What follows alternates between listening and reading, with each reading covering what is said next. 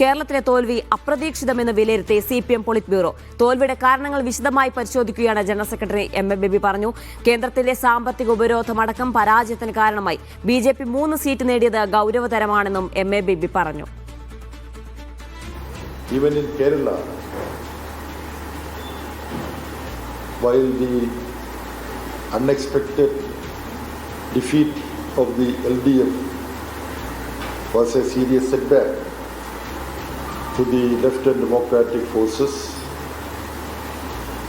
notwithstanding the very commendable work undertaken by the LDF government for 10 years continuously, facing the very vindictive attitude of the union government, which tried to financially strangulate the state government. The reasons as to why this setback the LDF had to suffer in Kerala is a matter of serious concern.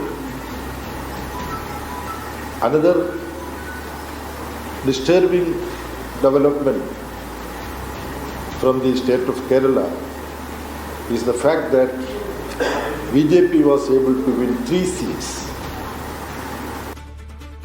തൗഫീഖ് അസ്ലം ചെയ്തതിന്റെ വിശദാംശങ്ങൾ നൽകാനായി. തൗഫീഖ്, CPM പ്രതീക്ഷിക്കാത്ത രീതിയിലുള്ള കനത്ത തിരിച്ചടിയാണ് കേരളത്തിൽ ഈ കഴിഞ്ഞ തെരഞ്ഞെടുപ്പിൽ ഉണ്ടായിട്ടുള്ളത്. ഇതെങ്ങനെയാണ് PB വിലയിരുത്തിയത്? എന്തൊക്കെ കാരണങ്ങൾ പരാജയത്തിന് കാരണമായി എന്നായിരുന്നു യോഗത്തിലെ വിലയിരുത്തൽ? ഒപ്പം BJPയുടെ ഈ സീറ്റ് നേടൽ അതെങ്ങനെയാണ് CPM നോക്കിക്കാണുന്നത്?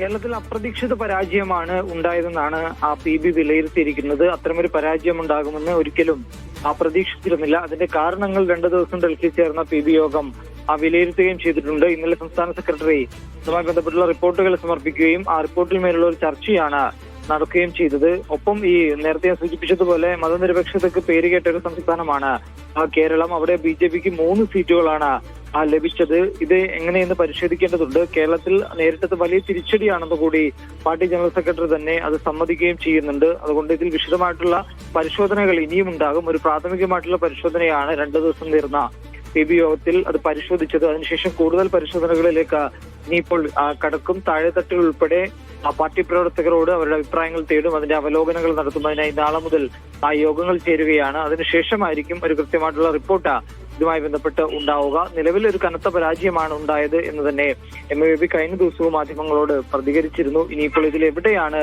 വീഴ്ചകൾ ഉണ്ടായത്? പാർട്ടി വോട്ടുകളിൽ വലിയ രീതിയിലുള്ള ചോർച്ചകൾ ഉണ്ടായിട്ടുണ്ട്. അതുകൊണ്ട് അവരെ കൂടി തിരികെ നിർത്തേണ്ടതുണ്ട്, കൂടെ നിർത്തേണ്ടതുണ്ട്. അതുകൊണ്ട് കൂടുതൽ ആളുകളിലേക്ക് ഇറങ്ങിച്ചെന്ന് പ്രവർത്തിക്കാനുള്ള ഒരു തയ്യാറെടുപ്പുകൾ നടത്തണം എന്നുള്ള കാര്യങ്ങൾ കൂടി PBയിൽ ചർച്ചയ്ക്ക് വന്നു.